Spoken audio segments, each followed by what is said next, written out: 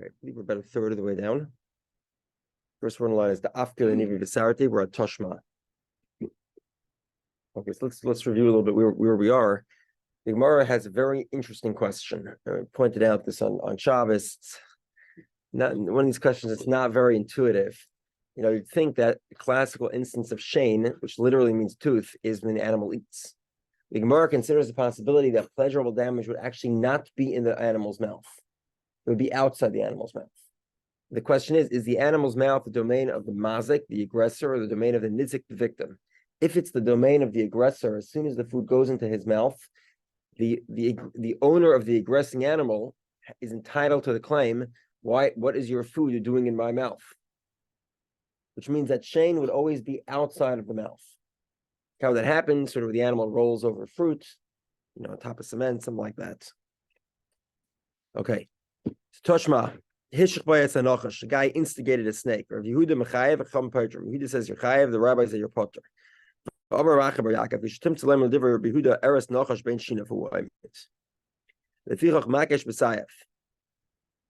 Yehudah says the instigator is Rabbi Yehudah holds that the poison is in the teeth. It's ready to come out. And therefore, the instigator is liable for capital punishment for killing somebody. V'nachash potter, and the snake is exempt. 1 second. Yeah, and the snake is exempt, and the reason for this is because, according to this version of Rabbi Yehudah, the poisons prepare between the teeth of the snake, so the snake doesn't actually bite. In other words, it's only the snake. It's when the snake creates the poison, that's when the snake kills somebody. But over here, the poison was already created by the instigator. So the instigator takes the snake's teeth and puts it onto somebody. That's considered the instigator's killing, not the snake. The snake here didn't kill with intention. Okay, the bavakamma eres nachash mi'atzim meki. 1 second.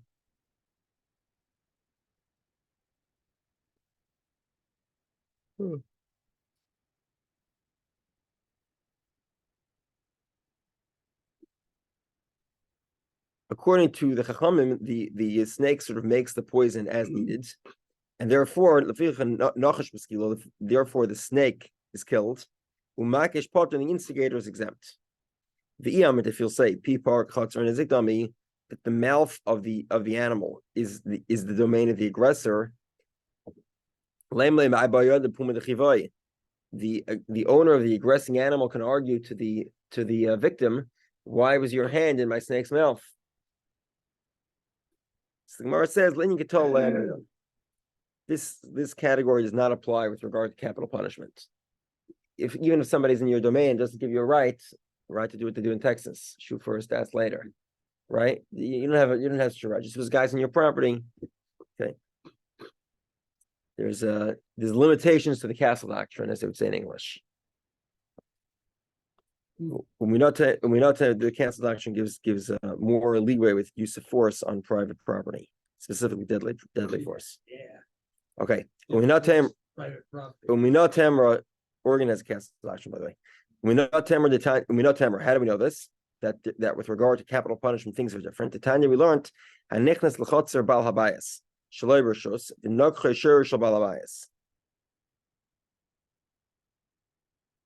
Again, somebody goes into the house of the balabayas, without permission.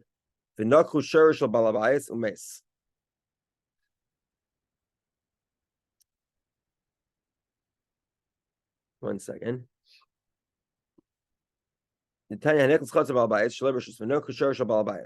Somebody enters into the domain of the owner without permission. So he goes into the aggressing animal's domain. And sure enough, what happens? And the aggressing animal kills the guy, right? It's probably the saber-tooth Pakistan. No, when it has to be a rabbi, the pug always wins. So you'll have to choose a different animal. Yeah. So that's what happened. The pug pugged him Pugs have and killed him. Immunity you can't exact punishment or retribution on them, so you have to choose something else because of the next clause. Yeah. Okay. So the animal, literally the watchdog animal came and killed the guy. Hashar b'skilo b'alam turim. The animal was killed for killing the intruder, and the owner is exempt from turim and akaifer. Is exempt from paying kaifer. B'alam turim and akaifer. The owner is exempt from kaifer. Why? Even though his animal killed. My time. My bias. You don't belong in my property. You're an intruder. You're a trespasser. You got killed. I feel bad, but you shouldn't have been here. My bias vershusi. So why is this animal killed? Why can't he argue on behalf of his animal? In other words, he should say the animal killed, but it's not my animal's fault. You came into a place you didn't belong. Elul must be. And you can tell we don't say this rule with regard to killing. Because if your animal killed in your property, then you're going to kill the animal. Even though you're really exempt from payment. The guy should not have been on your property. With regard to murder, whether it's the animal or whether it's it's a person, we don't have that. We don't have this rule. Okay, Hanu easy debate Tarbu. Have a mafstil of Yosef. There were these goats from the family of Tarbu that were sort of wasting Rabbi Yosef's property. Let's go tell the owner to watch his animals, to watch his goats. If I go and complain, he's going to tell me to build a fence.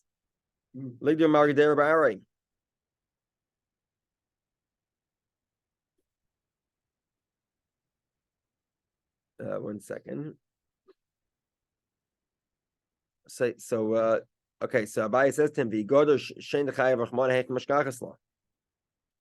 okay, in other words, they're going to argue that they're exempt from payment because you didn't build a fence. So Abaye says in a second, but if you have to build a fence, then there's a fence. So how is it ever possible for an animal to intrude and take food? So the Gemara says two possibilities: either where the animal jumped over the fence, or where the fence fell down in the middle of the night, so he didn't have enough time to repair it, and therefore the owner of the animal would be chayav. The Gemara doesn't really resolve this question. If an animal eats in somebody's property that does not have a fence, chayav or potter, reliable or not, and that remains unresolved. Machras Rav Yosef, the Tamer Rabbah. Rav Yosef sort of made the following announcement. Some say it was Rabbah. The Sakan La'elo Denach Latata, whether people live in Eretz Yisrael or in Bavel.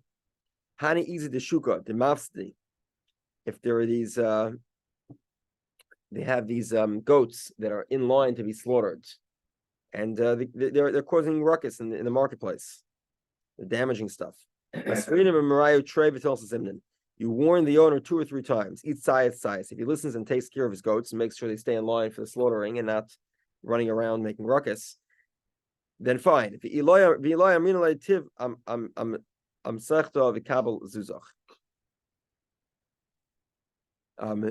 if you don't do it, basically you kill the animals and you tell them to carry, take away the carcass. Okay. What was that? Sit at the butcher's place and take your money. Yeah. Basically, you kill the animal. Yeah. Now, this is what's interesting here is this is practical, in the sense that even though Shane versus Sarabim is exempt, normal damage, casual, pleasurable damage to the animal is exempt. But if the animal is clearly making a disturbance on an ongoing basis, you warn the guy 2-3 times, and afterwards, presumably these are animals that are going to be slaughtered anyway. So what you're doing is you're slaughtering them at potentially a less opportune time. So he would have preferred to slaughter it on market days, Monday and Thursday. You might be slaughtering it on Wednesday or Tuesday, where it's more difficult to sell. Okay, Ezer Tam Ezer Muad. So now we're going to begin a discussion which will take us throughout the Masechta. We'll learn about this many times. What is a tam? What I've termed as a naive animal. What do they call tam? Simpleton? It turns out the word tam. Mishnah.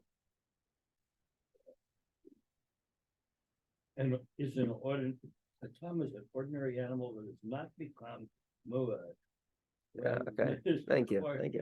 The word tam is often used as when we talk about a person who's a tam, we say he's a simpleton. He's a peasant. Tam is a certain simplicity. It's a certain childhood simplicity. So you have an animal that's a childhood simplicity, right? It's not an aggressor. It's not an aggressing teenager. It's a simple animal. They usually call this animal a naive animal. And then a muad is an animal that's habituated. It's gone into the habit of acting like a wild teenager. And it's a wild animal. Ezu tam ve'ezu muad. What's a tam? What's a muad? So how does an animal become habituated? We'll learn a lot of details. We're not going to see everything today, but this theme comes up again and again throughout the Masechta.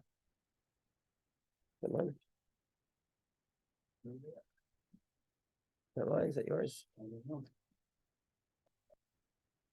Not mine. My key is sitting right up here on the table.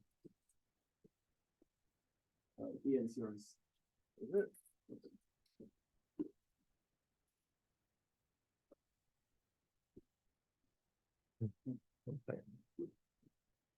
Is the time is in wood? Okay, the first thing about muad you have to know is that it takes 3 days. Again, we'll discuss a lot more details here, and then a lot of details we don't discuss here. We'll get to later. The tam so an animal becomes habituated over 3 days. It gores, behaves abnormally. The tam has to go back to a simple animal with the same set of circumstances occurs, and the animal does not become a muad. It doesn't act the way it had acted the previous times. We're in the Mishnah Chaf Gimel Mebeis 23b. The time called Shiyu Atinoikes Mamash Mission by Ve'ena. Sorry. Rabbi Yehudah. This is the opinion of Rabbi Yehudah. Okay, Rabbi Yehudah says it takes 3 days to become a muad and 3 days to undo the muadus. Rabbi Meir says muad she'idu by shlosh palim. Muad takes 3 times that it gores. There is no time requirement. Rabbi Yehudah says the time requirement of 3 days. Rabbi Meir does not mention a time requirement. The tam, how does an animal become back into a naive animal? The kids are petting it, and the kids pet it. They're not exactly petting it. They're not necessarily being so gentle, and yet the animal sits there still. That's sufficient to declare the animal a tam after it's already been in muad. Okay, my time to Rabbi Yehudah. What's the reason of Rabbi Yehudah?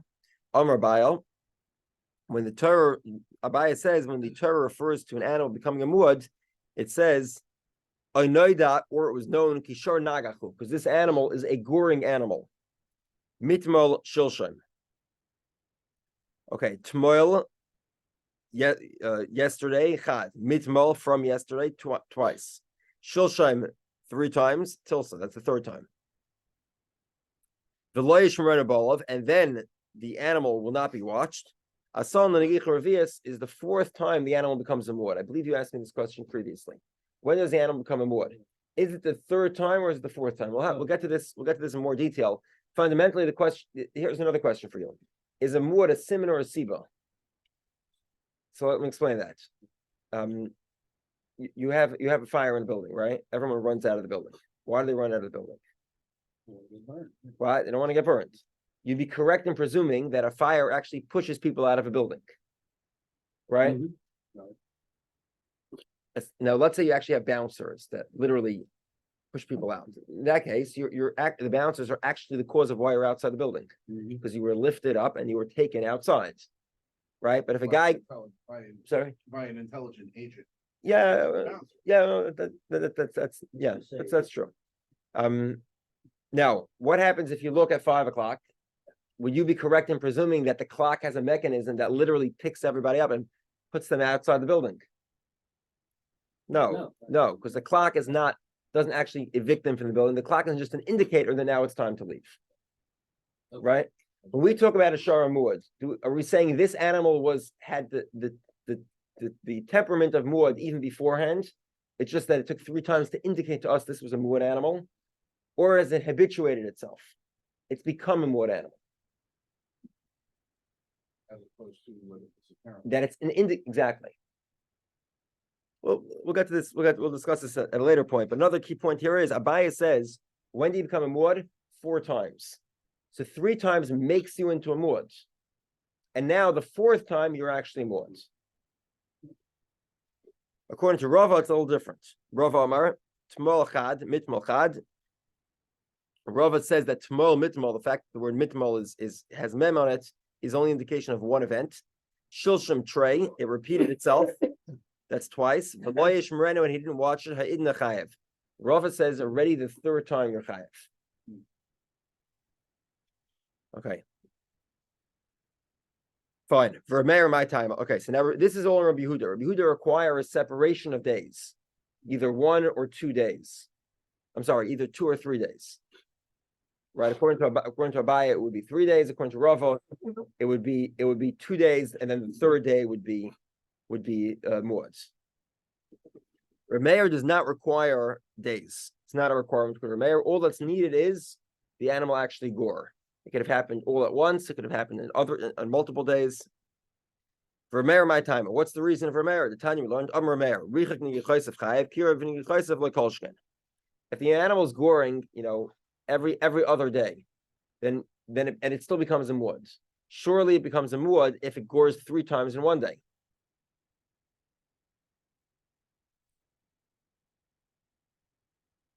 Okay. Amrulays, they said to him, not quite. Zavatechech, tumah of a zava would prove sherichka riyosef tmeya, kirva riyosef tahira.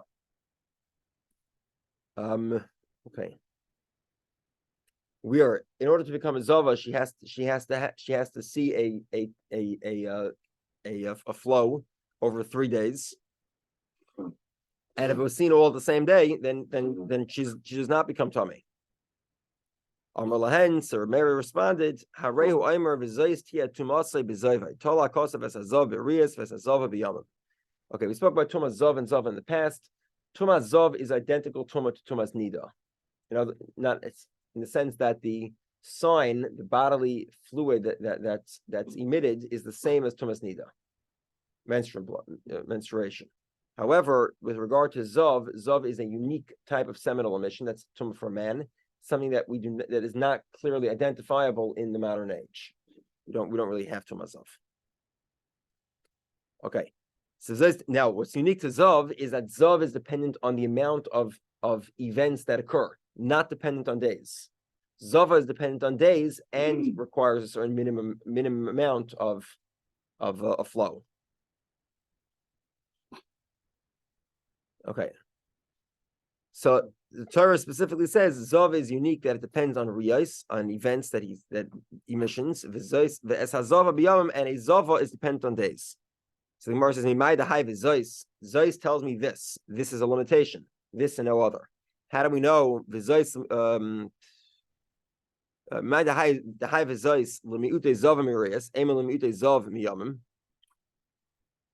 Okay. How do we know that a Zava is excluded? A Zava who sees multiple times in one day is not a Zava. Maybe that a Zav would have to see all at once, not over multiple days. So Amakrava Zav es Zavai. So a Zav, a male, could become Tameh either with days or with all the riyas in one day, all the emissions in one day. A woman, however, requires the flow to be spread out over a minimum of 3 days. Okay. So we see that Zav has both. Zava only has one, basically days. The flow has to be over multiple days.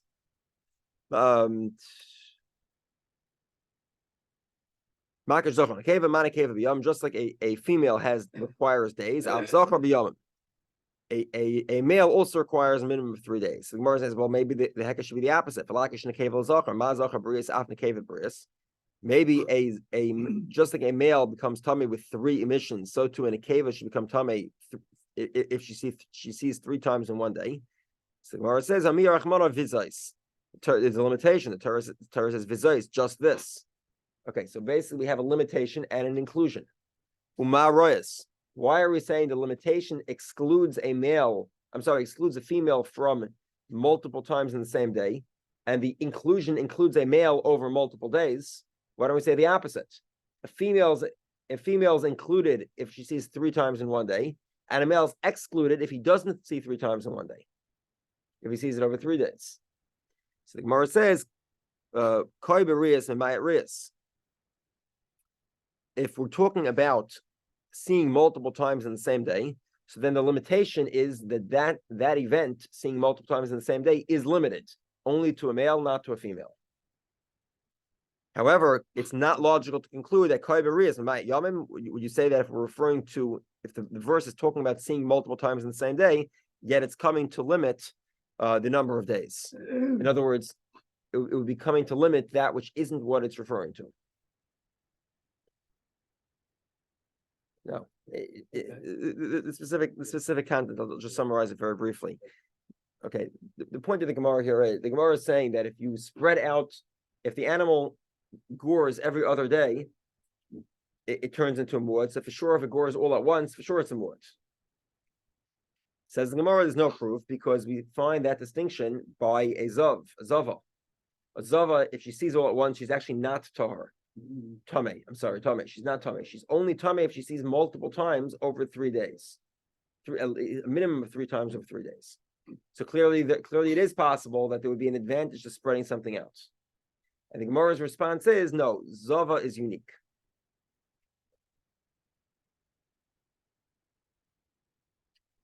It's unique.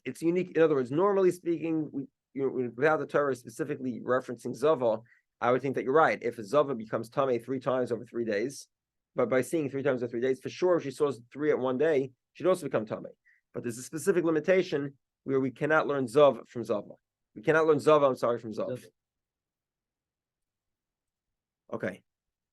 Tanur Rabbanan, Ezim wood. If you didn't get that's fine. Let's Tanur Rabbanan, Ezim wood. Kal she'ida by shlesh yom. How do you become a muad? If they testified over 3 days, the tam and a naive animal, the kids could play with it and it doesn't gore. Divrei Rabbi Yossi, this is the opinion of Rabbi Yossi. Okay, now, interestingly, Rabbi Yossi combines elements of Rabbi Yehudah and Rabbi Meir. Right, recall in the Mishnah. How does Rabbi Yehudah define muad? 3 days. How does it define tam? Also 3 days. 3 days the animal gores, 3 days it doesn't gore, it goes back to being a tam. How does Rabbi Meir define it? Muad is 3 events. How do you become a tam? The kids play with it. What does Rabbi Yossi do? He mixes and matches. Right? He says, Ezehu muad kol she'ida by shlesh yom. He takes Rabbi Yehuda's definition of muad, and he takes Rabbi Meir's definition of tam. Rabbi Shimon does the opposite. He also mixes and matches. Muad kol she'ida by shlesh palm. Muad is 3 times. How do you become a tam? You need 3 days. You can become a muad in a day. You can't become a tam unless you have 3 days. The animal does not gore. Okay. So Amr Nachman Barada Barava, Halacha Rabbi Yehudah by Muad, or Rabbi Yossi Maidalei. Rabbi Nachman says the halacha follows Rabbi Yehudah by Muad 3 days because Rabbi Yossi agrees with him. Halacha Rabbi Meir by Tam, or Rabbi Yossi Maidalei. And halacha follows Rabbi Meir by Tam. How does an animal go back to being naive if the kids play with it and it doesn't act out? Amr Le Rav Nachman. So Rav says to Rav Nachman, V'leim Amar halacha Rabbi Meir by Muad, or Rabbi Shimon Maidalei. 1 second. So Rava says to Rav Nachman, why don't you say the halacha follows Rabbi Meir ben Muad, Rabbi Shimon Maidalei, halacha Rabbi Yehudah b'tam, Rabbi Shimon Maidalei? Why are you choosing Rabbi Yossi? Why don't you choose Rabbi Shimon? You're mixing and matching like Rabbi Yossi, but not mixing and matching like Rabbi Shimon. Why are you preferring Rabbi Meir over Rabbi Yossi?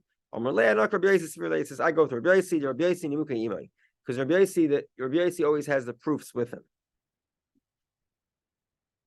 Yeah, his arguments are always better. So therefore, I'm going with Rabbi Yossi. I'm passing like Rabbi Yehudah by Muad, which means 3 days, not 3 events, and like Rabbi Meir Batam, which means the kids play with it and not 3 days of no harm. Together? Mm-hmm. Okay. Ibarlu Shlosh Yom Diktani. The 3 days that are required. What is the purpose of 3 separate days? Li Yehudah Tura or Li Yehudah Gavra. Okay, there's a little bit of overlap here. The question really here is the main function. What's the main function? Let's go with the second one. Is easier to explain, I think. Liyude Gavra means to warn the owner. So the owner needs to be warned over a period of 3 days. Make sure to watch your animal. Or do we say no? The purpose is you need to determine the animal's not having a bad mood.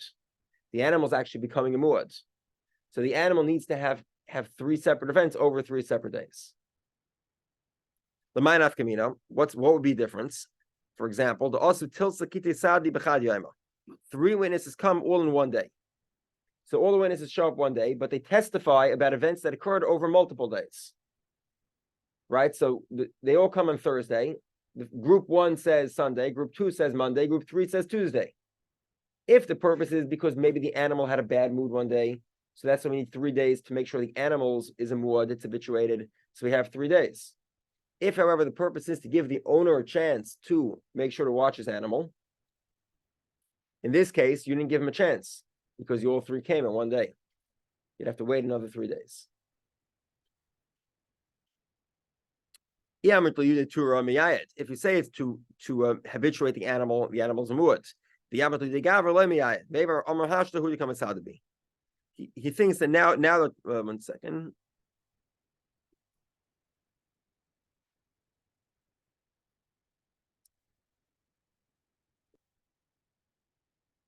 Because they're all coming in one day, the animal does not yet become a muad. So the Gemara says, what's the story? Tashma. So let's try to prove. In order for an animal to become a muad, you have to testify in front of the owner and in front of the courts. If you testify to the court, not in front of the owner, or you told off the owner but not the court, there has to be the court and the owner present. Okay, so you have an interesting feature here. You have 3 people, 3 sets of witnesses that testify to each event separately. Okay, so let's 43. Okay, let's explain a little bit of background. We'll get to it. Okay, what's the general rule of evidence in Jewish law? The highest level of evidence is witnesses, specifically 2 of them. And there's no difference between 2 and 100, right? Once you have 2 is the same as 3, which is the same as 4, which is the same as 100. Okay, how do you? What if you have more than 2 and some disagree? So Contradictory witnesses. So let's get to it. you just went with the first. Okay, 2. so let's get to it. So okay, now in terms of now, let's say you have. Let's start with what Ian started with. Okay, so let's say you have 2 pairs of witnesses, right? Each one compromising 2 or more witnesses, not necessarily in equal groups. Doesn't make a difference. One says this event happened, and the others. Right. Let's give an example. What event happened? Ruvain's ox gored Shimon's ox. Okay, and the other 2 say no, never happened. We were there at the time, and it was Levi's ox, or maybe it didn't gore at all. Maybe Shimon's ox just dropped dead because of a heart attack or some other problem. Who knows what? It's a contradiction. In this case, the halacha is that we do nothing. Uki mimayne b'cheskes mari. We don't know what to do. It's a suffix. We don't know what to do. Whoever has the money keeps the money. Now, there is a way, however, to point to argue that witnesses are false, and the method that's used is called edem zaymim. False witnesses are created by testifying that the witnesses did not have the capability to provide testimony. So you're arguing that in Kesser courtyard, Reuven's ox or Shimon's ox, actually you were in California, eating breakfast an hour earlier. It's impossible to get to California to Portland in an hour, so therefore you must be lying. The penalty typically is whatever you try doing, you gets done to you. And except in certain situations where that's not possible, the penalty is lashes. Okay, we're not going to discuss those exceptions. Now, over here we have a very interesting scenario. Let's give a good example of this. We'll really go sideways here, but you'll see how this is relevant. Let's say you have a man who is terminally ill. Okay, he has 2 weeks left to live. So, maybe he'll live 3 months. Okay, but he's not living a year. No question. Everybody agrees. All the doctors evaluate him. He has 2 weeks left to live. Okay, and he happens to be, he is a witness to an event where he argues that Reuven kills Shimon. Reuven should get capital punishment. In this case, we have what we call an edus she'et yachal hazima. What does that mean? That means in this case, let's say you have regular witnesses that testify Reuven kills Shimon. What happens? Let's say they turn out to be false. What happens to them? They get executed. The witnesses get executed. Now over here, it's an unfair battle. Why? Because you have a guy who's terminally ill, who has 2 weeks left to live. So what are you going to do to him? You're going to kill him? He's already dead. He's basically dead. So he has no threat of lying here. You're not going to threaten him by killing him because he's going to die anyway in 2 weeks. In this case, we say this is a testimony that cannot be used in court. Why? Because you wouldn't be able to kill him had he been lying. Because killing him is not a punishment for him. He's dead anyway. He's basically dead. Doesn't have the motivation. Okay, so this is called And then this concept here is a very, very important concept. Over here, you have 3 sets of witnesses. Each one's arguing Reuven's animal. The first set says, let's say, Reuven's animal gorged Shimon's animal. The second one says Levi's animal. The third one says Yehuda's animal. Now, there's 2 components to the testimony here. What are the 2 components?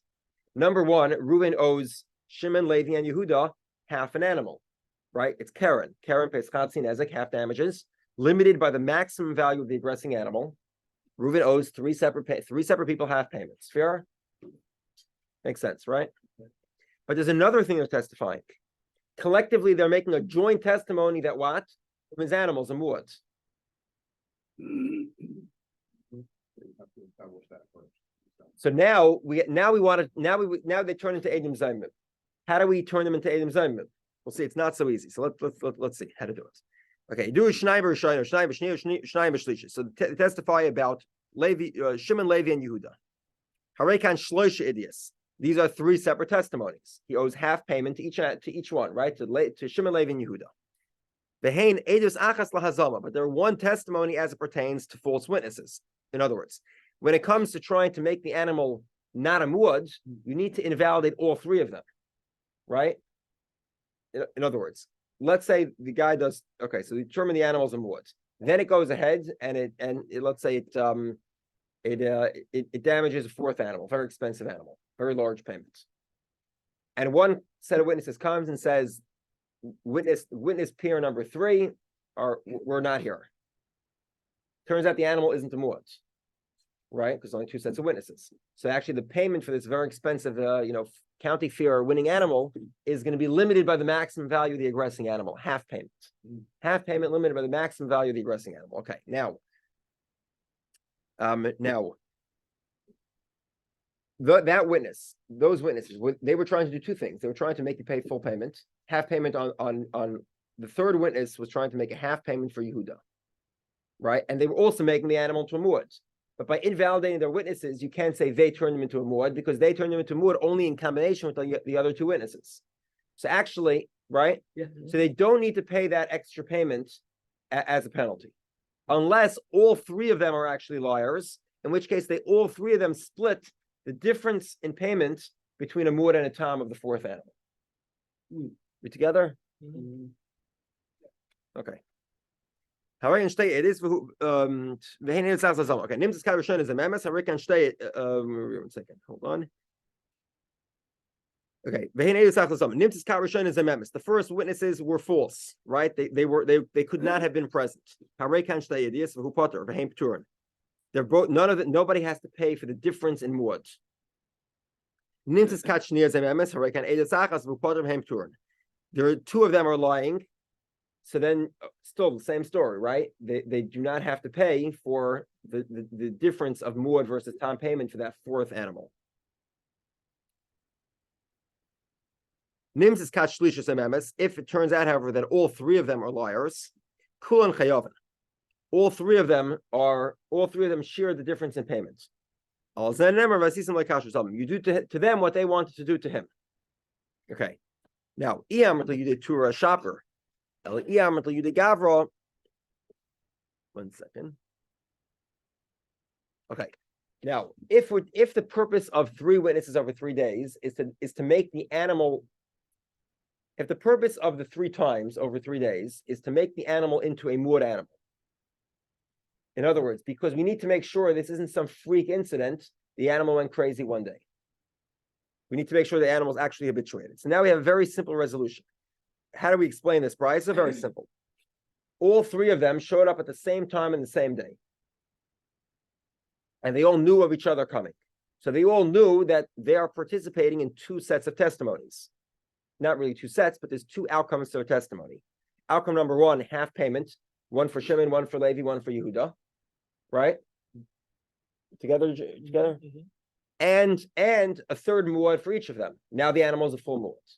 Make sense? They all three come together. They know of each other. They all come together same day, same time. They're all doing two things, and they know what they're doing. They all. So we'll see. It has to be that they knew each other, because if they didn't know each other, each one said, "I had nothing to do with muad. I didn't even know the animal's a muad. I was just saying that Reuben owes Levi or Shimon money." But if they knew that they're all three of them are coming together at the same time, so then they all knew effectively that they're participating in two components of their testimony. Number one, half payment to Shimon, Levi, and Yehudah, and number two, the animal's now a muad. Reuben's ox is a muad. Make sense? Which one's first? What do you mean? That the money is owed or that the animal is owed? In other Well, words, the animal. does one depend on the other? So the money doesn't really depend on. No, I would say neither is dependent on the other. For example, let's say the guy is not going to pay. For whatever reasons, it can be many reasons why the animal. Let's say, for example, the halacha is this half payment, if the animal engages in abnormal behavior, or the halacha is a machlokes, but the halacha is that abnormal behavior is impossible to protect against, and therefore, technically speaking, the owner should be innocent completely. The Torah gives a penalty payment of half payments. Therefore, that half payment can only be collected in Israel under a properly constituted court, which doesn't exist today. And even at the times of the Gemara, it only existed in Israel. So you can go testify that Reuben's ox gored Shimon's ox. And what would happen is Reuben's ox is now a third muad, but Reuben does not pay unless you take him to Israel. Unless you take him to Israel. And then you can collect payment there. There are other ways about it. The Gemara says previously that we sort of force him to pay it, but not using the regular means of the courts. The court can't actually force the payments. The court could say, we're excommunicating you until you pay. We're not entitled to collect the payment, but we are entitled to excommunicate you. So that's what we're going to do. We're going to excommunicate you until you pay. But that would be a good example where you're only testifying for muad really, and not really testifying for half payments. The method of excommunicating a guy is an extra legal method. It's not a direct legal method. The court is not, technically speaking, vested with the power to enforce the half payments, although they are vested with the power of excommunicating people. So therefore, they do a workaround to make you pay half payments. Extra. You understand what I'm saying? Yes, I do. So you Judges do that sort of. Oh, okay. I mean, when they make something up. There were 3 oxen. So there were three oxen. There actually, and each one got. So Got gored. Okay. So each one got gored over 3 separate Over 3 days. separate days. But the witnesses all come all at once. And now, if we say that the purpose of 3 separate days is to ensure the animal is a muad, so we have an animal that's a muad, and because they all knew each other, so they all knew that they were testifying about 2 different things. Number 1, chatzi nezek, half payment. Number 2, muad, and that all makes sense. So you need to be if you're mizamem all of them at once, you say all of them are liars, then they all have to pay for the difference in payment between a muad and a tam of the 4th animal. Make sense? Okay.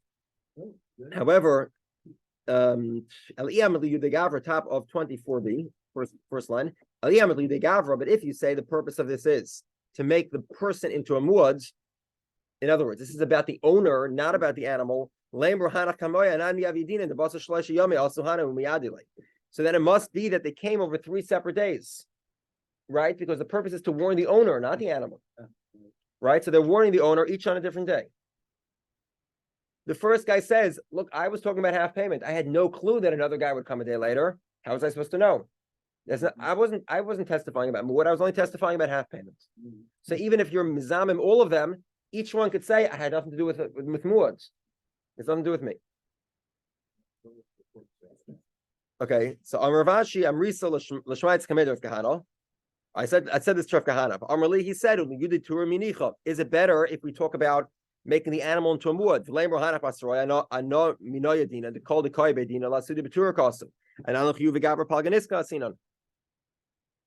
So Rav Ashi basically says, 1 second.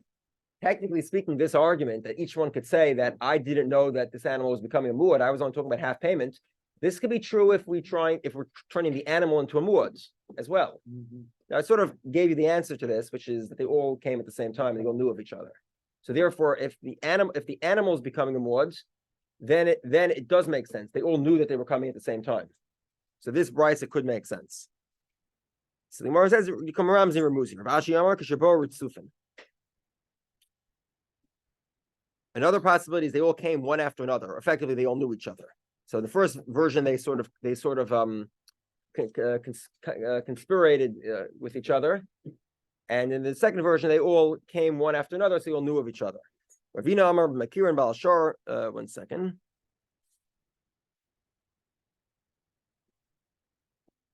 Okay. Okay, 57. We'll finish with this and we'll stop.